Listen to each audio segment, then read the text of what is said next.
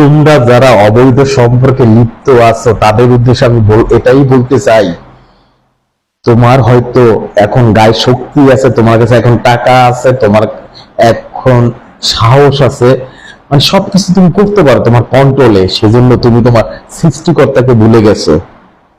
তুমি জিজ্ঞেস করো যে মুমূর্ষু অবস্থায় আছে, তুমি জিজ্ঞেস করো যে ব্যক্তি আইসিইউতে ভর্তি আছে তার কাছে মৃত্যুটা কতটুকু ভয়ঙ্কর, তুমি দেখো যে অ্যাক্সিডেন্টে মারা গেছে, তোমার নিঃশ্বাসের কতটুকু ভরসা আছে, তুমি কোন সময় মারা যাইতে পারো সেটা তুমি বলতে পারো না।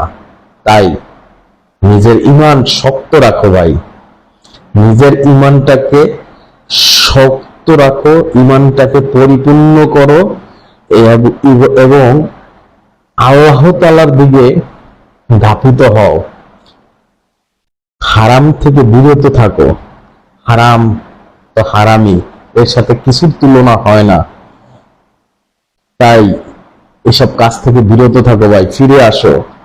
বন্ধুর উদ্দেশ্যে আমি বলতেছি, এই জীবন জীবন না, অনন্তকাল পড়ে আছে, সেখানে সব পাবেন কিন্তু খারাপ কাজ পাবেন না। তাই এই অবৈধ সম্পর্ক থেকে বেরিয়ে আসুন, বেরিয়ে আসুন, বেরিয়ে আসুন। অন্যের জন্য না কেঁদে সৃষ্টিকর্তার জন্য কান্দুন, সৃষ্টিকর্তাকে খুশি করার চেষ্টা করুন, তাহলে সব পাবেন, মনে শান্তিও পাবেন।